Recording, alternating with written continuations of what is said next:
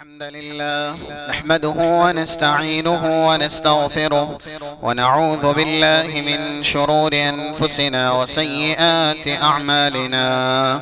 من يهده الله فلا مضل له ومن يضلل فلا هادي له، وأشهد أن لا إله إلا الله وحده لا شريك له، وأشهد أن محمدا عبده ورسوله.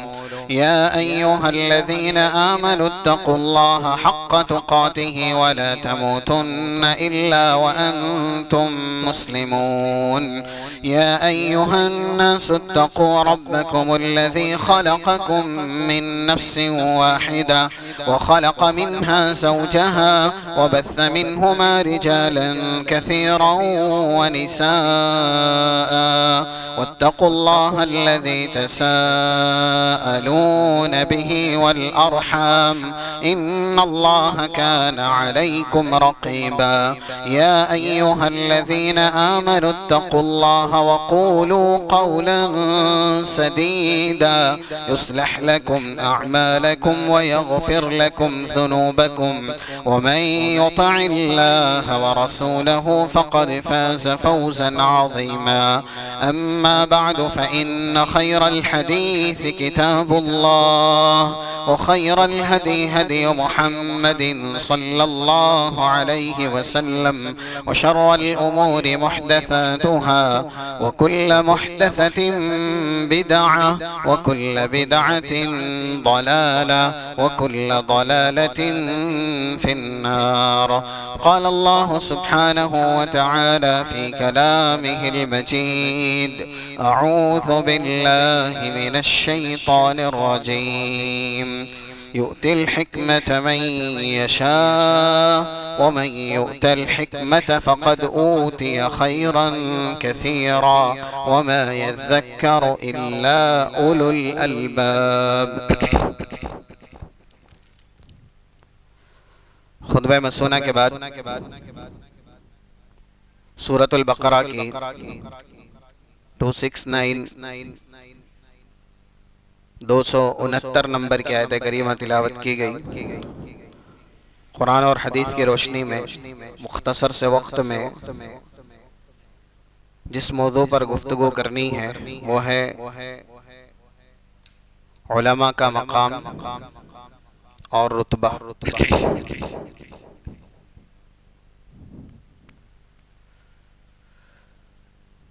کلام مجید میں کئی جگہوں پر اللہ نے علم اور اہل علم ان کی تعریف بیان کی ہے. سر دست مشہور ترین آیت کریمہ سورۃ المجادلہ کی 11 نمبر کی: یرفع اللہ الذین آمنوا منکم والذین اوتوا العلم درجات. رب العالمین ان لوگوں کا مقام بلند کرے گا، رفعت کے منازل اور ایسے ہی ارتقاء کی منزلیں انہیں طے کروائے گا جو ایمان لاتے ہیں اور اس کا علم رکھتے ہیں. علم کے ساتھ بلندی، رفعت، عزت، بالادستی، یہ جتنی صفات ہیں جنہیں دنیا کے اندر ایک انسان حاصل کرنے کی کاوش اور کوشش کرتا ہے، علم دین کے ساتھ اللہ نے جوڑی ہے اور متصل رکھی ہے. یہاں تک ایسا جانور ایک طرف اس کے تعلق سے شریعت یہ بتلاتی ہے کہ اگر وہ برتن کے اندر منہ ڈال دے تو پھر برتن اتنا نجس ہو جاتا ہے کہ جب تک کہ 7 مرتبہ اس کو دھویا نہ جائے تو اس کی صفائی مکمل نہیں ہوتی. یعنی کتے یہ شریعت کی تعلیم کے مطابق نجس اور ناپاک جانوروں میں سے ایک ہے. 279 نمبر کی صحیح مسلم کی حدیث ہے: طہور اناء احدکم اذا ولغ الکلب فیہ ان یغسلہ 7 مرات. کسی برتن میں اگر کتے نے منہ ڈال دیا تو 7 مرتبہ اس کو دھویا جائے گا، تب جا کر کے اس کی طہارت اور اس کی نظافت اور صفائی مکمل ہوگی۔ دوسری طرف یہ بھی ہے کہ یہ جانور اگر گھر کے اندر ہے بغیر کسی عذر کے، اس کے رکھنے کا کوئی مقصد نہیں ہے، اور مقصد بھی وہ جو شریعت نے بتایا ہو، ہم اور آپ کا نہیں۔ جیسے آج انسانوں کو ترک کر کے، ان کے حقوق کو پیروں تلے روند کے، جانوروں سے الفت و محبت اپنا کے یہ پیغام پیش کیا جاتا ہے کہ ہم جانوروں سے الفت کرنے والے ہیں اور ایسے ہی ان سے محبت کرنے والے ہیں۔ اگر انسان میں محبت کا جذبہ ہے تو سب سے پہلے جو اس کا ہم جنس ہے یعنی انسان ہے، ان کے حقوق ادا کیے جائیں۔ جو کھانے گھروں کے پالتو کتے نہیں، گھروں کے جو پالتو کتے ہیں وہ کھاتے ہیں، یا ایسے ہی جس طریقے سے عیش و عشرت ان کو دیا جاتا ہے یا سامان تعیش ان کے حوالے کیا جاتا ہے، بہت سے انسان اس طرح کی زندگی سے یا ایسے ہی سامان تعیش سے محروم نظر آتے ہیں۔ تو بہرحال بغیر کسی عذر کے اگر یہ جانور انسان کے گھر میں موجود ہے تو پھر شریعت یہ بتلاتی ہے، جیسا کہ صحیح بخاری کی حدیث ہے 5949 نمبر کی، لا تدخل الملائکۃ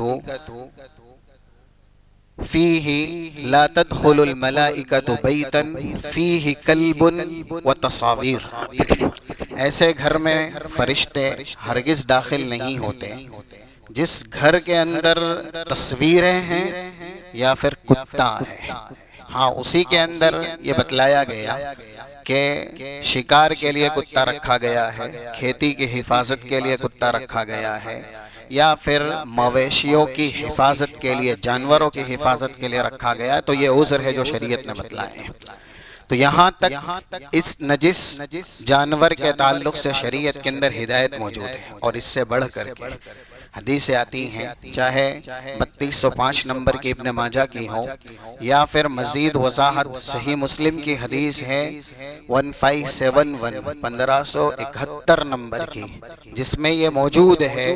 صحابہ کہتے ہیں امرنا رسول اللہ صلی اللہ علیہ وسلم بقتل الکلاب، شروع میں رسول اللہ نے ہمیں حکم دیا تھا کہ ہم کتوں کو قتل کرتے، پھر بعد میں اس کی ممانعت آ گئی اور یہ کہا گیا لولا ان الکلاب امت من الامم، یہ ابن ماجہ کے الفاظ ہیں جس کا ریفرنس دیا گیا، اگر دوسری مخلوقات کی طرح کتے بھی اللہ کی مخلوق نہ ہوتی، اور اس سے بڑھ کے کہ جو مخلوقات کے ذمے اللہ کی طرف سے کام لگایا گیا ہے، جیسا کہ شریعت اس بات پر شاہد عدل ہے، قرآن کی آیت ہے 44 نمبر کی آیت کا ٹکڑا سورہ اسراء کا ہے، جس میں بتلایا گیا کائنات کی ہر مخلوق، جاندار ہو یا بے جان، اللہ نے جس کو پیدا کیا ہے، جو بھی ہے وہ اللہ کی خلقت ہے، وہ سب کے سب وَإِن مِّن شَيْءٍ إِلَّا يُسَبِّحُ بِحَمْدِهِ، اللہ کی تسبیح بیان کرتی ہے۔ کائنات کی ہر مخلوق اللہ کی تسبیح بیان کرتی ہے، اور اس سے زیادہ یہ بیان کیا گیا کہ کائنات کی ہر مخلوق اللہ کے سامنے سجدہ ریز بھی ہوتی ہے۔ 18 نمبر کی آیت کا ٹکڑا سورہ حج کا۔ تو یہ مخلوق بھی ہے، یعنی جو کتوں کی نسل ہے ان کے تعلق سے بھی ہے، حدیث کے اندر بھی ہے کہ یہ بھی مامور ہیں اللہ کی تسبیح کرنے پر، اس لیے ان کو قتل نہ کیا جائے۔ جو ان میں سے زیادہ تر بالکل ہی سیاہ ہو، کالے ہو، کیونکہ وہ شیطان ہوتے ہیں، اس لیے ان کو قتل کر دیا جائے۔ یہاں پر یہ سمجھنا ہے کہ جب ہر مخلوق اللہ کی تسبیح اور اس کے سامنے سجدہ ریز ہے تو ہم تو پابند کیے گئے، پیدا ہی اس لیے کیے گئے کہ اللہ کی تسبیح بیان کرے، اللہ کا ذکر کرے اور اس کے سامنے سجدہ ریز ہو۔ اگر ہم اپنے اس مقصد اساسی کو ادا نہیں کرتے تو پھر سچ ہے جو کلام مجید کہتا ہے، جیسا کہ 179 نمبر کا ٹکڑا سورہ اعراف کا ہو، یا ایسے ہی 44 نمبر کا سورہ فرقان فرقان کا، انہم الا کالانعام بل ہم اضل، یہ جانور نہیں، ان سے بھی زیادہ گمراہ ہیں، گئے گزرے ہیں۔ کیونکہ جانور جس کے پابند ہے وہ کرتے ہیں، اللہ کہہ رہا ہے ہمیں اس پر ایمان رکھنا ہے۔ ہم اگرچہ ان کی زبان نہیں سمجھتے لیکن ایمان ہے ہمارا، ہم تو پیدا ہی کیے گئے تسبیح تحلیل تکبیر اور تحمید کے لیے۔ اگر ہم یہ ادا نہیں کریں گے، اپنی زندگی کا مقصد حاصل نہیں کریں گے، تو پھر ہم ان سے گئے گزرے ہی ہیں، جیسا کہ مشرکین کے بارے میں، منافقین کے بارے میں، مجرمین کے بارے میں، معاندین کے بارے میں، جو بھی اللہ کا نافرمان ہے اس کے بارے میں یہ آیت ہے کلام مجید کی، اور اس پر دلالت بھی کرتی ہے۔ اس لیے کتوں کے تعلق سے یہ حکم بھی ہے کہ ان کو قتل کیا جائے جو کہ کالے ہیں، لیکن دوسری طرف ویسا کتا جو شریعت کا علم سکھایا جائے۔ کون سا علم؟ ابھی ایک نوع اور ایک قسم کی بات کی گئی، شکار کے لیے آپ اس جانور کو رکھ سکتے ہیں۔ شریعت نے شکار کے آداب بتائے ہیں، شکار کی تعلیمات یہ شریعت نے بخوبی سمجھائی ہے۔ ایسا کتا جسے کلب معلم کہا گیا ہے، یعنی جس کے پاس علم ہے، تو آپ کلام مجید میں اس کا تذکرہ صرف محض تذکرہ ہی نہیں پائیں گے، اس کا تذکرہ بہتر انداز میں ہے، جیسا کہ سورہ مائدہ کی 3 نمبر کی آیت ہو، وَمَا عَلَّمْتُم مِّنَ الْجَوَارِحِ مُكَلِّبِينَ تُعَلِّمُونَهُنَّ مِمَّا عَلَّمَكُمُ اللَّهُ، تم وہ سارا علم جو شکار کا ہے ان کتوں کو سکھاؤ، اور اس کے بعد اگر وہ سیکھ جاتے ہیں اور تمہارے لیے شکار کرتے ہیں تو یہ کیا گیا شکار حلال ہے۔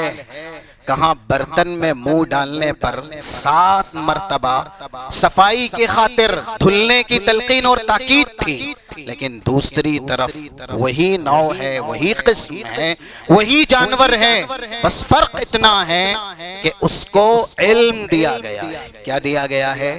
علم دیا گیا۔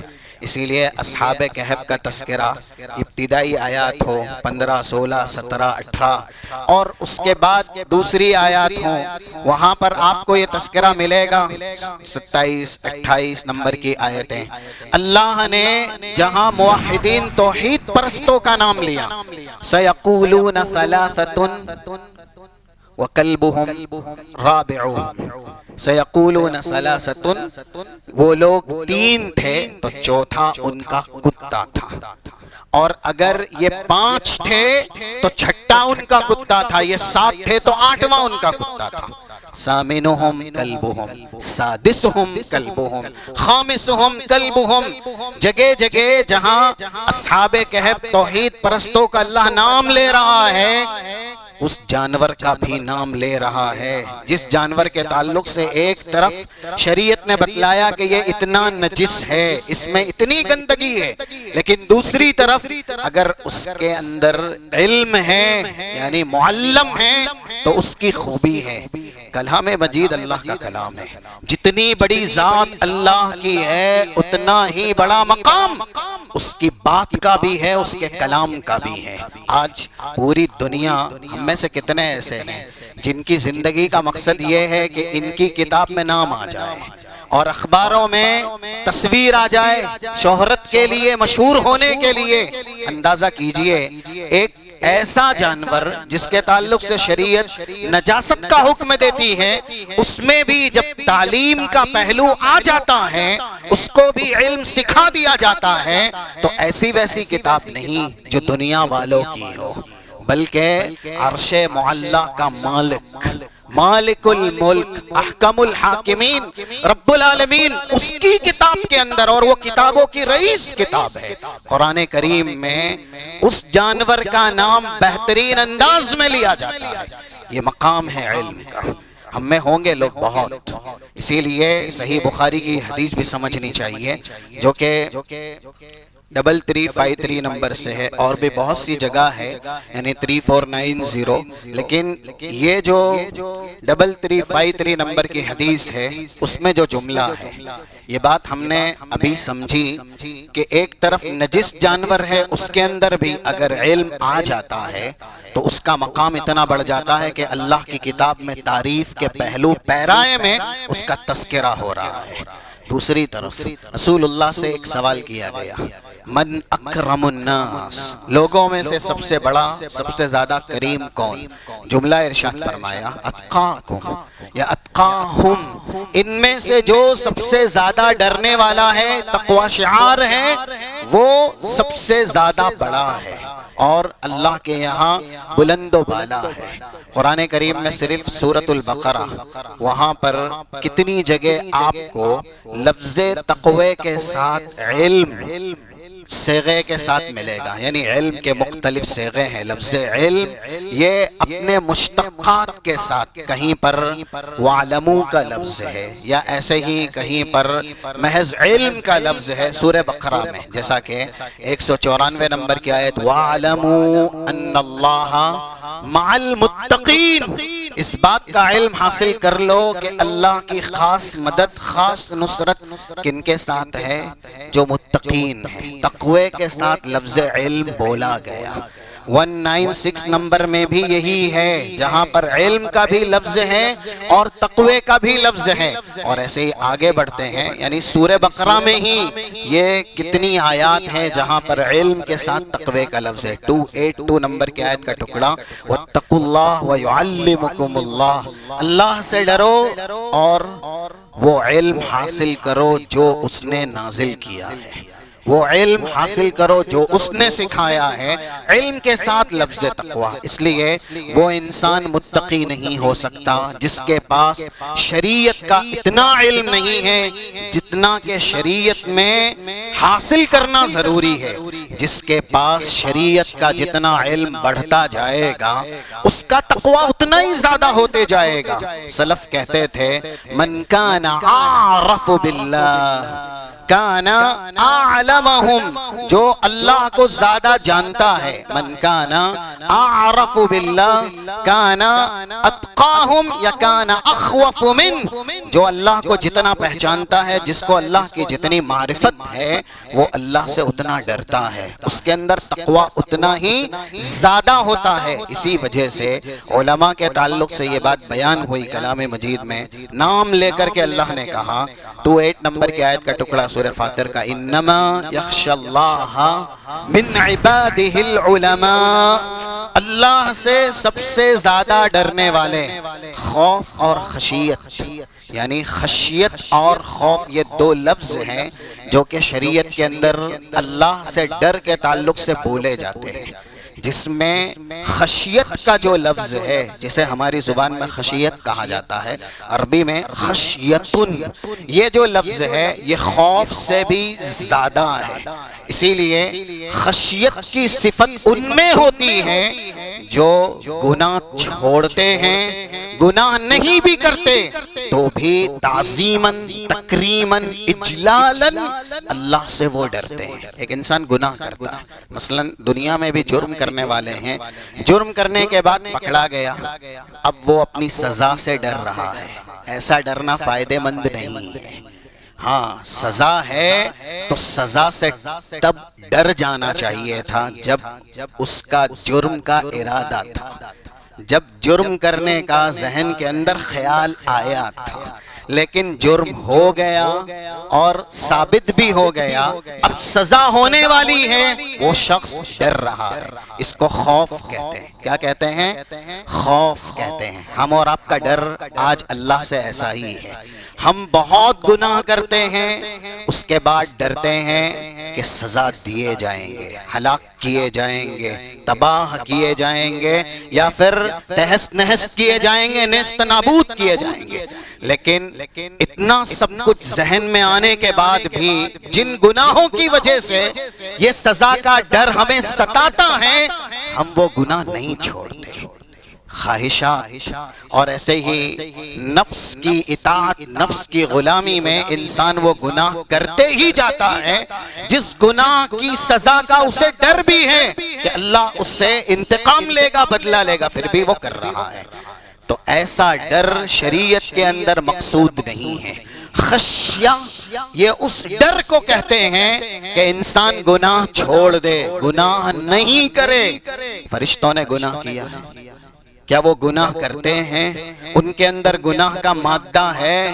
ہرگز نہیں۔ اللہ نے کہا کلام مجید کے اندر 18 نمبر کی آیت کا ٹکڑا سورہ انبیاء کا، وَهُم مِّن خَشْيَتِهِ مُشْفِقُونَ، اللہ سے فرشتے بے انتہا ڈرنے والے ہیں۔ خشیت کا لفظ استعمال ہوا فرشتوں کے لیے، یعنی وہ ڈر، وہ خوف جو تعظیم کے لیے، تکریم کے لیے ایک انسان کے دل میں آتا ہے، ایسا ڈر، ایسا خوف اللہ کو مقصود ہے۔ ایسا نہیں کہ گناہ کرنے کے بعد ایک انسان ڈرے اور اس کو نتیجہ، عین، انجام سب کچھ معلوم ہے اور پھر اللہ سے وہ گریہ زاری کرے یا ایسے ہی اللہ کا ڈر اور خوف رکھے، بلکہ وہ ڈر، وہ خوف جو انسان کو گناہ سے بچائے، گناہ سے دور کرے یا گناہ چھوڑنے پہ مجبور کرے، ایسا ڈر شریعت کے اندر مقصود ہے۔ اور فرشتوں میں رب العالمین نے جو ڈر کا ذکر کیا ہے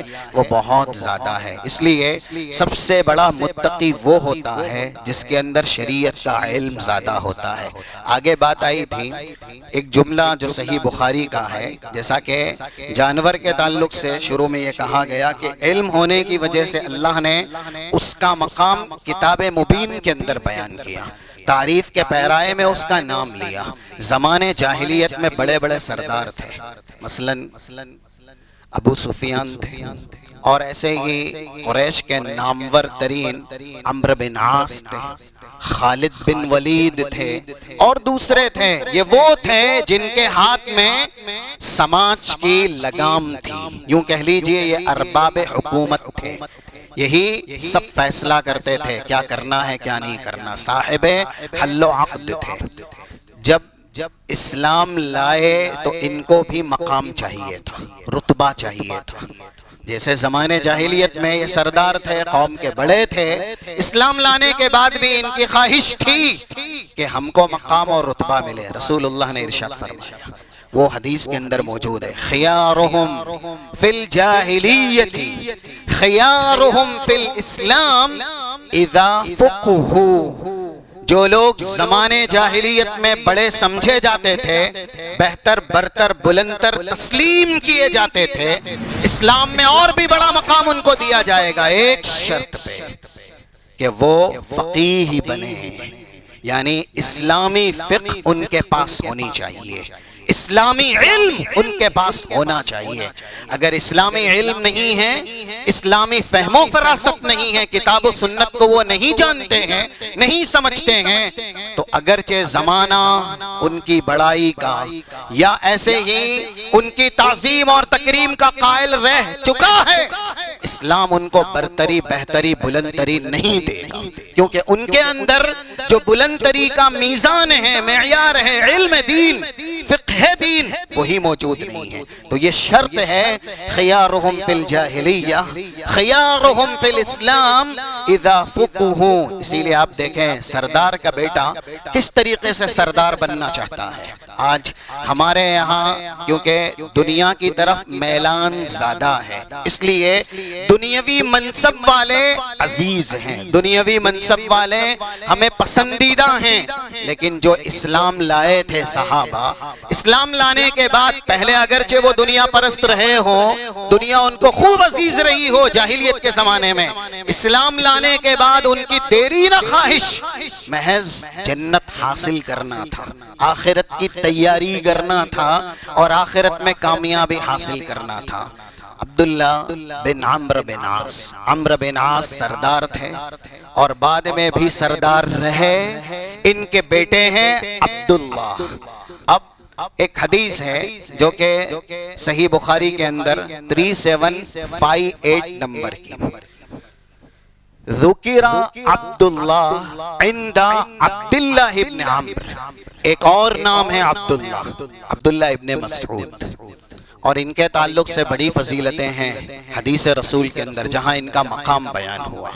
چاہے 3807 جامع ترمذی کے الفاظ ہوں، بالاتفاق حذیفہ بن الیمان نے کہا تھا، ہم صحابہ کا اس پر اجماع ہے، وَلَقَدْ عَلِمَ الْمَحْفُوظُونَ ان ابن ام عبد من اقربهم الى اللہ زلفا، اگر اللہ سے سب سے زیادہ رشتہ جس کا مضبوط ہو اور اللہ سے سب سے زیادہ قریب ہو ہم میں یعنی صحابہ کی جماعت میں، تو وہ ایک ہی انسان ہے، عبداللہ ابن مسعود۔ کیوں؟ عبداللہ ابن مسعود قرآن کریم کے سب سے بڑے عالم تھے، کتاب و سنت کے اپنے زمانے کے سب سے بڑے فقیہ تھے، اسی لیے 5005 یہ حدیثیں ہیں صحیح بخاری کتاب و فضائل القرآن کی، 5002 سب انہی کی فضیلت میں ہیں۔ وہ خود کہتے ہیں کہ مجھے سب معلوم ہے کون سی آیت کس کے بارے میں، کون سی سورت کہاں نازل ہوئی، اور قرآن کریم کا اتنا علم ہے، اگر میں یہ جانوں کہ مجھ سے زیادہ علم روئے زمین کے کسی شخص کے پاس ہے اور سواریاں مجھے وہاں تک لے جا سکتی ہیں، تو میں ضرور اس کے پاس جاؤں گا اور وہ علم بھی حاصل کروں گا۔ اس سے یہ بھی پتا چلا کہ جب بہت حاصل ہو جائے انسان کو یہ نہیں سمجھنا چاہیے کہ مجھے ضرورت نہیں ہے۔ انسان پوری زندگی طالب علم رہتا ہے، متعلم رہتا ہے، سیکھنے والا رہتا ہے، اور یہ بھی ہے کہ علم ایک سمندر ہے۔ جب آپ اپنی پوری زندگی اس سمندر میں غوطہ لگاتے ہیں تو آپ کو علم اپنا کچھ دیتا ہے، پورا نہیں کچھ دیتا ہے۔ اس لیے پوری زندگی اگر ہم اور آپ علم حاصل کرنے میں لگائیں، کتاب و سنت سیکھنے میں صرف کریں، تو بھی ہم کو کچھ ملے گا۔ اب بالکل ہی اس طرف توجہ نہ دیں یا ایسے ہی کتاب اور سنت کا علم حاصل ہی نہ کریں تو یہ کچھ بھی حاصل نہیں ہوگا، یعنی ہم نابلد رہیں گے، اور نابلد ہونے کی وجہ سے دوری کتاب سے سنت سے ہماری بڑھتی جائے گی، اور جب کتاب اور سنت سے دوری بڑھے گی تو پھر جو بدعملی ہے وہ بھی زیادہ ہوتی جائے گی۔ یہ سارے نقصانات ہیں علم نہ حاصل کرنے کے۔ عبداللہ ابن مسعود رسول اللہ صلی اللہ علیہ وسلم نے ان کے تعلق سے یہ ارشاد فرمایا تھا، اسی لیے جب عبداللہ بن عمرو کے سامنے یہ صحابی جلیل کا ذکر کیا جاتا عبداللہ ابن مسعود کا، تو وہ کہتے ہیں لا ازال احبہ منذ سمعت رسول اللہ، اس شخص سے میں اس وقت سے سب سے زیادہ محبت کرنے لگا ہوں جب سے میں نے ان کے تعلق سے رسول اللہ کا یہ فرمان سنا تھا۔ آج ہم کیا چاہتے ہیں اپنے اولاد کے تعلق سے؟ مثلا ہمارے نزدیک پائلٹ جو پلین اڑاتا ہے اس کی اہمیت زیادہ ہے تو بچہ یہ بنے، یا پھر ایسے ہی جو ایڈوکیٹ ہیں تو بچہ یہ بنے، یا اسی طریقے سے دنیا میں جو بلڈر ہیں تو بچہ یہ بنے۔ اس کے علاوہ سرمایہ دار ہیں، تاجر ہیں، نامور ہیں، جس طرف یعنی آج یہ بھی ہے کہ جو لہو و لعب ہیں بالکل کھیل کود، لیکن اس میں بھی دنیاوی شہرت ہے یا دنیاوی مقام ہے، دنیا داروں کے لیے وہ ایک رہنما ہے یا یوں کہہ لیجئے ایک آئیڈیل ہے، تو ماں باپ یہ بھی چاہت کرتے ہیں کہ بچہ ملا تو پھر لہو و لعب کا ماہر بنائیں گے، یعنی کھیل کود کا ماہر۔ ہمارے یہاں ہمارے بچوں کو کیونکہ دنیا داروں کی ہمارے نزدیک وقعت ہے، دنیا داروں کی ہمارے نزدیک حیثیت ہے، ان کا مقام ہے، اور جب آدمی کسی خوبی کو کسی قابلیت کو قیمت کی نگاہ سے دیکھتا ہے اور اس کی عظمت کو تسلیم کرتا ہے تو اپنے آپ کو بھی ویسا بنانا چاہتا ہے، اپنے عزیزوں کو بھی اس طرف مائل کرنا چاہتا ہے۔ یعنی اگر ہمارے نزدیک دین کی اور علم کی عزت ہو، اس کی فضیلت ہو، اس کی منقبت ہو، اس کی عظمت ہو، تو ہم خود بھی یہ حاصل کریں گے، اپنے بچوں کو بھی یہ دلوائیں گے اور یہ حاصل کروائیں گے۔ لیکن المیہ یہ ہے ہم اور آپ کا کہ آج ہمارے نزدیک دین اور دینداروں کی عزت نہیں ہے، علم اور علماء کی جو تعظیم تکریم تشریف ہونی چاہیے وہ نہیں ہے. اس لیے ہمارے عزائم بھی ہمارے عزیزوں کے ساتھ یہ ہیں کہ اگر اللہ نے بیٹا دیا تو یہ بنائیں گے، بیٹی دی تو یہ بنائیں گے. یعنی جو دنیاوی مناصب ہیں، دنیاوی مقام ہیں، اسی پر ہی فائز کریں گے. دینی علم کو یا دین کو ہم ہماری زندگی میں فضول ہی سمجھتے ہیں، جس کی وقعت یا جس کی حیثیت یا جس کا مقام کچھ بھی نہ ہو. لیکن جو دنیا سے بڑھ کے آخرت کے تلاشی یا متلاشی ہوتے ہیں اور جنت حاصل کرنے والے ہوتے ہیں، ان کے تعلق سے سوچئے. عبداللہ بن عمر سردار کے بیٹے ہیں، سرداری خون کے اندر ہے، پھر بھی کہتے ہیں کہ عبداللہ ابن مسعود سے میں بہت زیادہ محبت کرتا ہوں. کیوں؟ رسول اللہ نے جب یہ ارشاد فرمایا استقرئ القرآن من اربعہ، 4 ایسے خوش نصیب ہیں جن سے قرآن سیکھنا، جن سے قرآن پڑھنا. اور فبدأ بہ، ان 4 خوش نصیبوں میں پہلا نام عبداللہ ابن مسعود کا لیا تھا رسول اللہ. عبداللہ ابن مسعود فقیر تھے، کچھ نہیں تھا بھائی، اور رسول اللہ کے خادم ہی رہے، مولا ہی رہے، اصحاب صفہ میں ہی رہتے تھے. گھر کے اعتبار سے بڑے لاچار تھے، جسم کے اعتبار سے بھی بڑے کمزور تھے. 2750 سلسلہ صحیحہ کی حدیث آتی ہے، ایک مرتبہ رسول اللہ کے مسواک توڑنے کے لیے درخت پہ چڑھے تو جو نیچے کا کپڑا تھا وہ اٹھ گیا اور پھسل کے شاید گر بھی گئے، جیسا کہ الفاظ حدیث ہیں. تو لوگوں نے جسمانی نحافت اور جسمانی کمزوری کا مذاق اڑایا کہ ان کی ٹانگیں اتنی زیادہ پتلی ہیں، ان کی رانیں اتنی کمزور ہیں. رسول اللہ کو یہ الفاظ سنائی دیے. تب آپ نے کہا مما تضحکون، کن چیزوں پر ان صحابی کا اور اس انسان کا مذاق اڑا رہے ہو؟ وہ کہتے ہیں من دقت ساقی، ان کی ٹانگوں کی کمزوری اور رانوں کی نحافت کی وجہ سے. پھر کیا ارشاد فرمایا؟ آج ہم اور آپ اس طرف توجہ نہیں دیتے. ہمارے یہاں ظاہری جو جسمانی تمکنت ہے یا طاقت ہے، قوت ہے، اسی پر ہی ہمارا اعتماد ہے.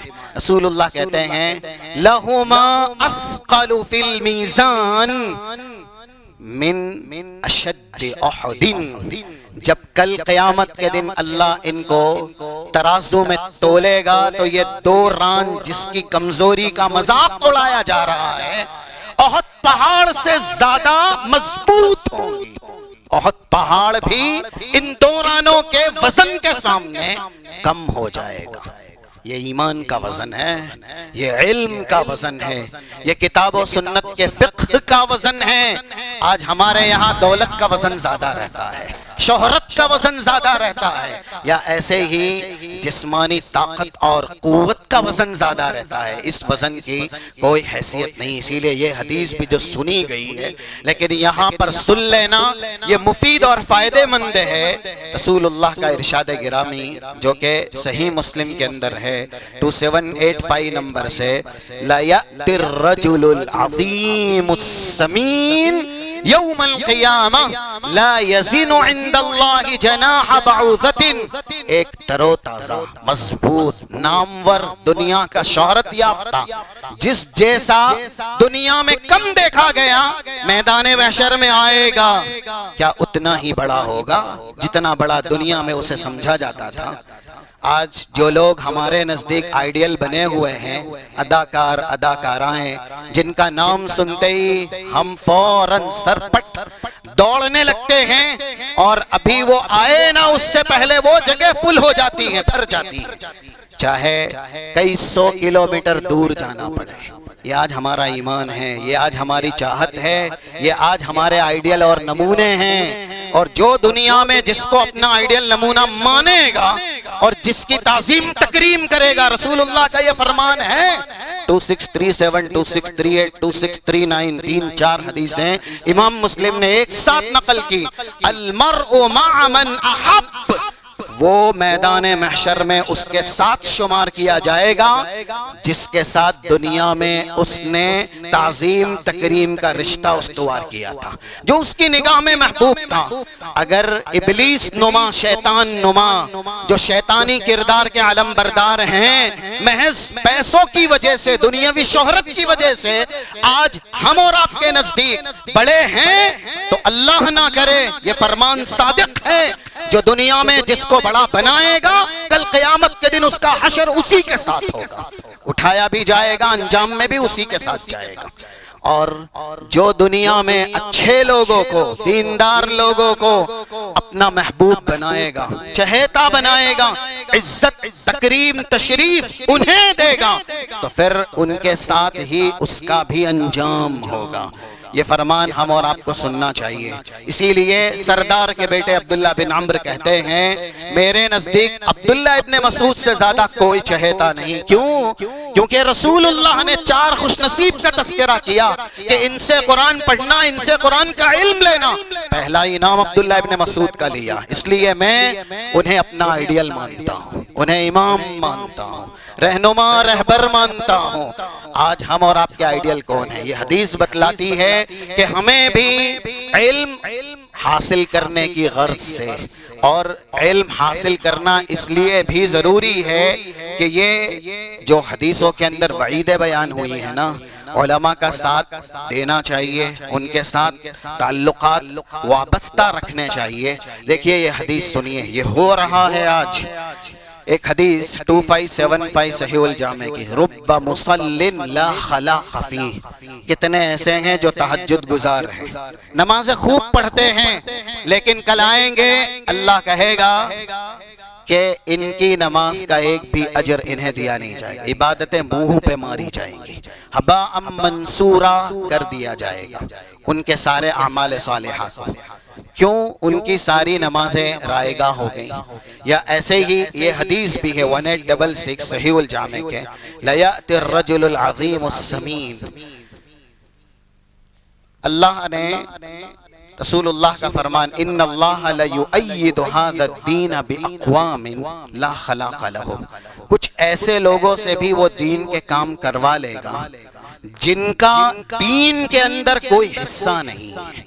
جو آدمی بذات خود دیندار نہیں ہے اور اس کو اس دینداری کا کوئی فائدہ نہیں ملے گا، لیکن دین کا بڑا کام بھی اللہ اس سے کروائے گا۔ یہ 2 حدیث ہم نے سنی۔ آج کتنے ایسے ہیں جو باطل اور حق کے درمیان فرق نہیں کر سکتے، اتنا علم ان کے پاس نہیں ہے۔ شرک کیا ہے، توحید کیا ہے، ان کو نہیں پتا۔ اسی لیے جہالت کی آگ میں وہ جلتے ہیں، اور جب وہ جہالت کی آگ میں جاتے ہیں تو یہ ایسی خندق ہے جس میں جانے والا پھر واپس نہیں آتا، نظر آتش بن جاتا ہے۔ کیونکہ انسان کی سب سے بڑی دشمن اگر کوئی ہے تو جہالت ہے۔ شر، فساد، آپسی لڑائی جھگڑے یا آفتیں، اذیتیں، مصیبتیں، تکلیفیں، ان سب کی جڑ جہالت ہے۔ جہالت کی وجہ سے ہی ایک انسان نیکی سے محروم ہوتا ہے، جہالت کی وجہ سے ہی ایک انسان دنیا کے اندر در در کی ٹھوکریں کھاتا ہے۔ جس نے بہت نمازیں پڑھی لیکن اپنا عقیدہ درست نہ کر سکا، اس کو یہ معلوم ہی نہیں ہے کہ عقیدہ کیا ہے، عقیدے کا علم کیا ہوتا ہے، علماء سے اس نے علم ہی حاصل نہیں کیا، نماز کا اجر ملے گا اسے۔ معمار مساجد، قرآن کریم میں اللہ نے بطور مثال اس نیکی کو ذکر کیا، 18 نمبر کی آیت اور اس سے پہلے کی، جس میں کہا گیا مَا كَانَ لِلْمُشْرِكِينَ أَن يَعْمُرُوا مَسَاجِدَ اللَّهِ شَاهِدِينَ عَلَىٰ أَنفُسِهِمْ بِالْكُفْرِ۔ یہ سورہ توبہ کی آیتیں ہیں۔ مشرکین کعبے کی تعمیر ہی کیوں نہ کرتے، وہ لوگ تھے کعبہ بنانے والے، روئے زمین کی سب سے بڑی مسجد، یا ایسے ہی اللہ کا سب سے چہیتا گھر جہاں ایک نماز کا اجر و ثواب 1,00,000 کے برابر ہے، لیکن اپنے دل کو توحید کی نعمت سے وہ لبریز نہ کر سکے، نور توحید ان کے دل میں منور نہ ہو سکا، شرک کی غلاظت میں تھے اور سمجھ نہیں پائے کہ شرک کیا ہوتا ہے۔ وہ تو دعویٰ کرتے تھے کہ ہم اللہ کے چہیتے ہیں، وہ دعویٰ کرتے تھے کہ ہم ہدایت پہ ہیں، اسی لیے قرآن نے جگہ جگہ ان کے بارے میں کہا۔ 111 نمبر کی آیت کا ٹکڑا سورہ انعام کا، وَلَكِنَّ أَكْثَرَهُمْ يَجْهَلُونَ، ان میں سے اکثر جاہل ہیں۔ ایسے ہی 24 نمبر کی آیت کا ٹکڑا ہے سورۃ الانبیاء کا، جس میں کہا گیا کہ رسول اللہ صلی اللہ علیہ وسلم جو وحی لے کر کے آئے ہیں، اس وحی پر یہ لوگ ایمان نہیں لائیں گے۔ کیوں نہیں لائیں گے؟ اکثرهم لا يعلمون، کیونکہ ان میں سے اکثر لوگ جانتے ہی نہیں ہیں، علم ہی نہیں ہے۔ فہم معرضون، اسی وجہ سے وہ اعراض کر رہے ہیں، وہ پیٹھ پھیر رہے ہیں، وہ کنارہ کشی اختیار کر رہے ہیں۔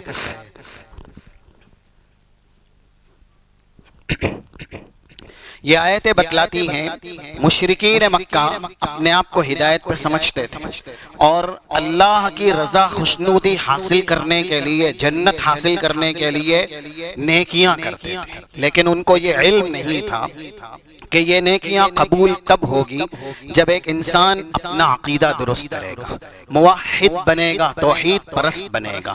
اس لیے اللہ نے بطور مثال کہا، اگر یہ کعبے کی تعمیر بھی کرنے والے ہیں، اتنا بڑا نیک عمل کرنے والے ہیں، پھر بھی ان کے اعمال ہم مٹا دیں گے۔ اولئک حبطت اعمالہم، ان کے عمل کو چکنا چور کر دیں گے۔ کس وجہ سے؟ کیونکہ یہ شرک سے دور ہیں، یہ شرک سے دور نہیں، توحید کو قبول کرنے والے نہیں۔ تو جو لوگ دنیا کے اندر زیادہ تر نماز پڑھتے ہیں لیکن ان کا عقیدہ درست نہیں ہے، علم نہ ہونے کی وجہ سے، تو ان کی نمازیں کل انہیں ایک اجر نہیں دلائے گی۔ کچھ لوگ ایسے بھی ہیں بہت زیادہ افطار کراتے ہیں، کچھ لوگ ایسے بھی ہیں بڑی بڑی مسجدیں بنوا دیتے ہیں، اپنے بلبوتے مساجد تعمیر کروا دیتے ہیں، اللہ نے اتنا دیا ہے، لیکن ان کے پاس بھی علمی چراغ نہیں ہے، وہ حق اور باطل کے بیچ امتیاز کرنے کی صلاحیت نہیں رکھتے۔ تو یہ جو فرمان ہے رسول اللہ کا کہ اس دین کی تائید اللہ ان لوگوں سے کروائے گا جن کا اس دین کے اندر کوئی حصہ نہیں ہے، یا پھر انہیں اللہ کے یہاں کوئی اجر نہیں ملے گا۔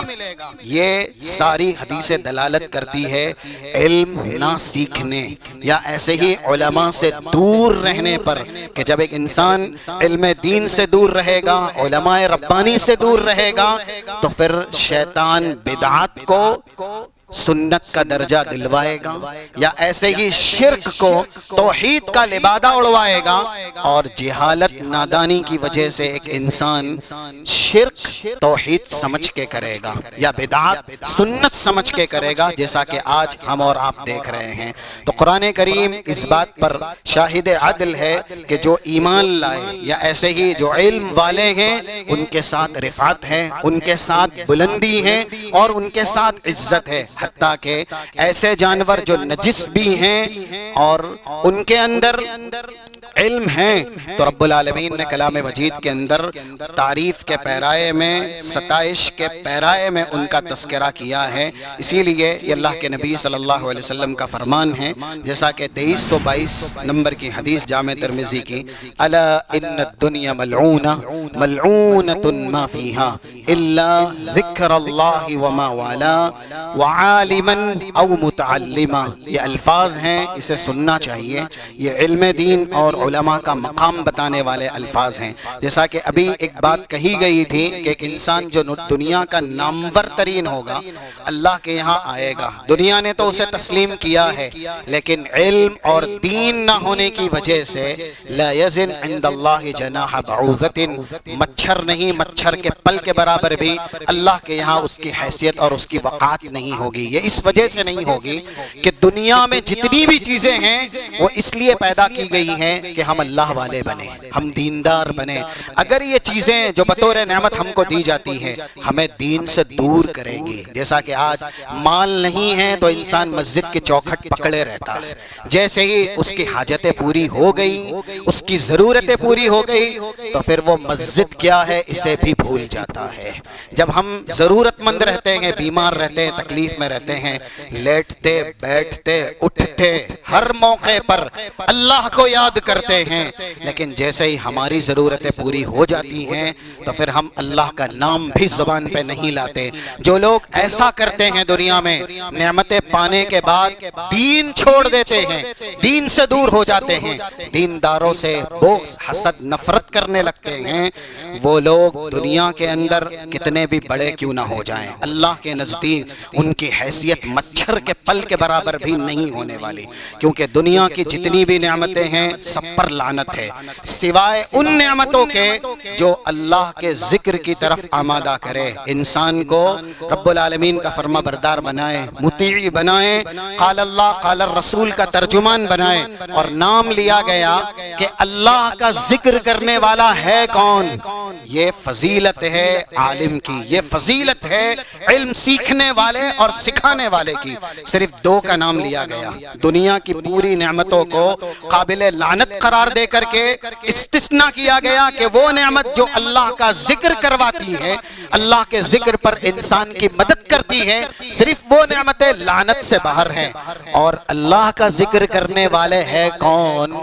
عالم و متعلم، علم سکھانے والے اور علم سیکھنے والے۔ اس سے دنیا کا علم مراد نہیں ہے، اس سے کتاب اور سنت کا علم مراد ہے۔ جو لوگ سیکھتے ہیں اور جو لوگ سکھاتے ہیں، یہ دنیا کے سب سے زیادہ عظیم لوگ ہیں، یہ حدیث رسول کہہ رہی ہے۔ اسی وجہ سے اس حدیث کو اگر اس حدیث سے ملائیں جو کہ 5028 نمبر کی صحیح بخاری کی، خیرکم من تعلم القرآن وعلمہ، تم میں سب سے بہتر وہ ہے جو قرآن سیکھتا ہے اور قرآن سکھاتا ہے۔ قرآن کیا ہے؟ علم دین کا سرچشمہ ہے، یہی تو علم دین ہے پورا قرآن۔ اگر انسان اسے پڑھے گا، سمجھے گا، تو دنیا اور آخرت دونوں کے اندر کامیاب اور کامرہ بنایا جائے گا۔ رب العالمین سے دعا ہے اللہ ہمیں علم اور علماء کا مقام سمجھنے اور اپنی زندگی کے اندر علم دین حاصل کرنے کے بعد تطبیق دینے، تنفیذ کرنے کی توفیق و سعادت عنایت فرمائے، اور ایسے ہی علماء کا جو بھی مقام ہے رب العالمین ہمیں سمجھنے اور ان سے قربت حاصل کرنے، اپنے دین کی حفاظت کا ذریعہ بنانے کی توفیق عنایت فرمائے۔ صلی اللہ علی نبینا محمد وعلی آلہ وصحبہ اجمعین۔